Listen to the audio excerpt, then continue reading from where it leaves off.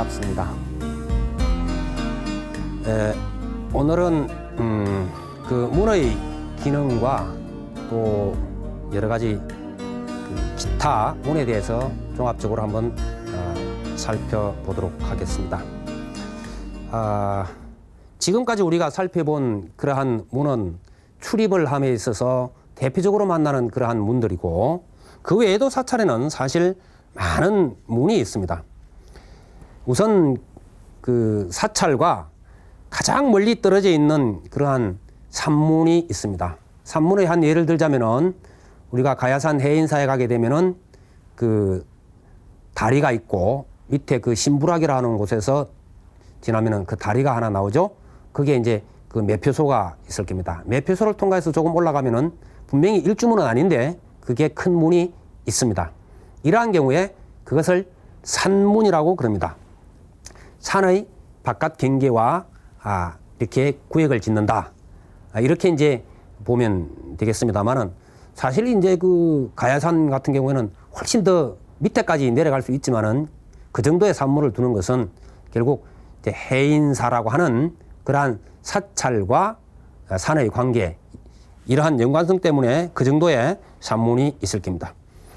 사실 이제 이 산문 안에서부터 산내 암자들이 나타나기도 하고 그런 거죠. 그래서 이것은 산 전체를 큰 도량으로 볼 때 결국은 그 입구다 하는 뜻이 있을 겁니다. 그 다음에 이제 그에 비해서 일주문은 건축기법상으로 붙인 이름이죠. 기둥이 일렬로 있다라고 하는 그러한 건축기법에 의해서 일주문 이렇게 이제 이야기를 했고, 또 이 일주문을 표문이라 그렇게 이제 이야기를 하는 겁니다. 지금 여기에 보이는 것이 그 범어사 전경인데요. 물론 여기에 지금 일주문은 여기 자세히 지금 보이질 않고요. 일주문은 더 밑에 있는 것 같습니다. 지금 그 아래쪽에 요사체가 지금 종무소고 그 옆에 있는 게 아마 저게 천왕문이라고 지금 생각이 되어지는데요. 나무가 원체 울창하게 있어서 전체적인 게 잘 보이질 않습니다만은, 저러한 소위 직접적인 수도 도량의 바깥이다 이런 뜻이 되겠죠. 일주문은. 그 다음에 일주문에서 좀 더 들어가게 되면은 사실 이제 그 금강문이 나와야 되는데, 우리가 흔히 대문이라고 하는 문이 바로 이 금강문에 해당됩니다. 근데 이제 이 금강문이 없기 때문에 천왕문이라든지 이런 다른 문이 이 대문 역할을 해요. 그래서 문짝을 걸어 잠그는 그러한 이제 담과 더불어서 있으면서 문을 걸어 잠그는 그런 역할을 합니다만은, 실제로 금강문이 대문이고 그 외에 천왕문이라든지 뭐 해탈문, 부리문 같은 것은 소위 중문이다 이렇게 이야기를 할 수가 있을 겁니다.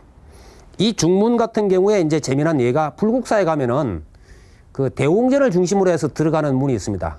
그게 이제 자하문이라고 하는 문이 있는데, 이 문도 중문이고 또 극락전으로 들어가는 그러한 그 문이 있습니다. 안양문이라고 하는 문인데요.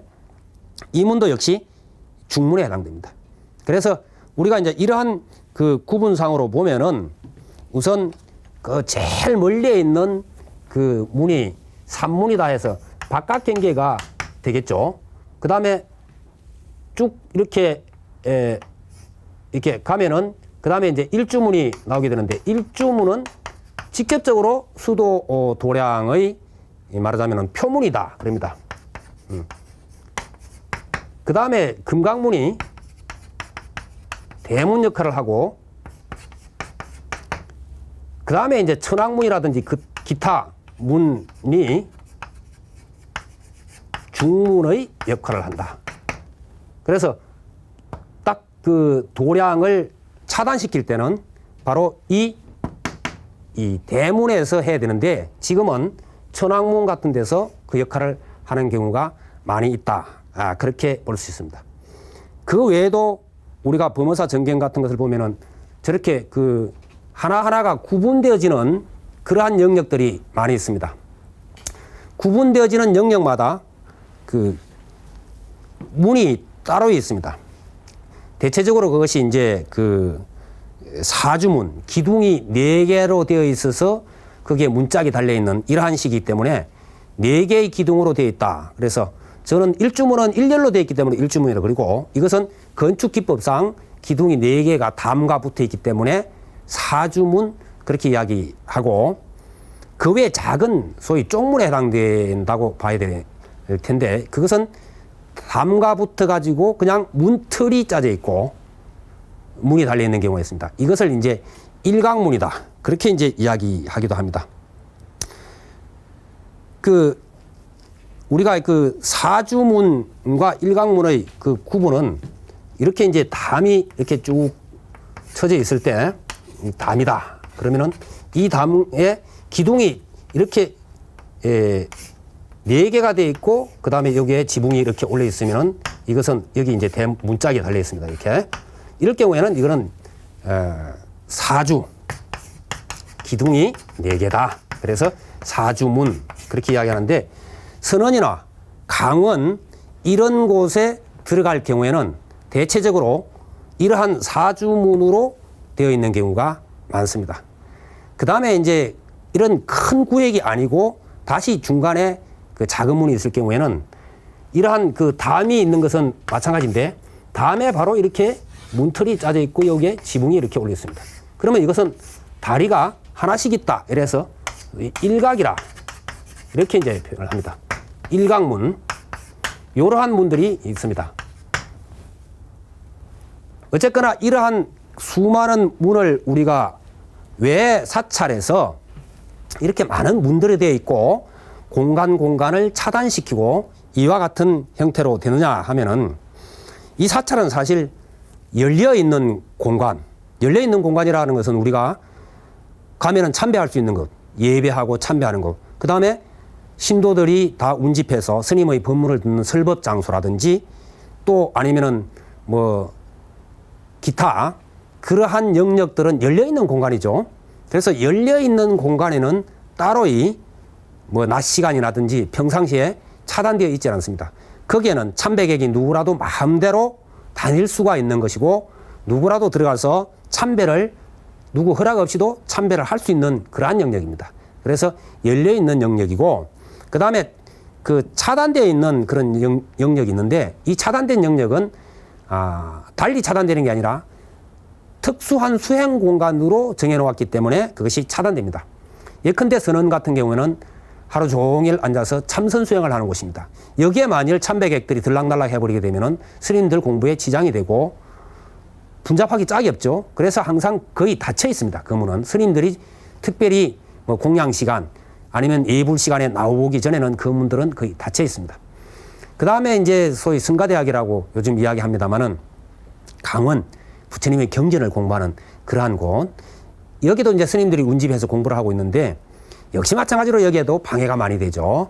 그래서 이제 거기는 거의 닫혀 있고 그 다음에 사물을 보는 종무소 같은 경우에는 문은 있지만은 낮 시간에는 거의 열려 있습니다. 그래서 사찰에 업무가 있는 사람들은 언제든지 그 문을 자유롭게 통과할 수가 있는 것이죠.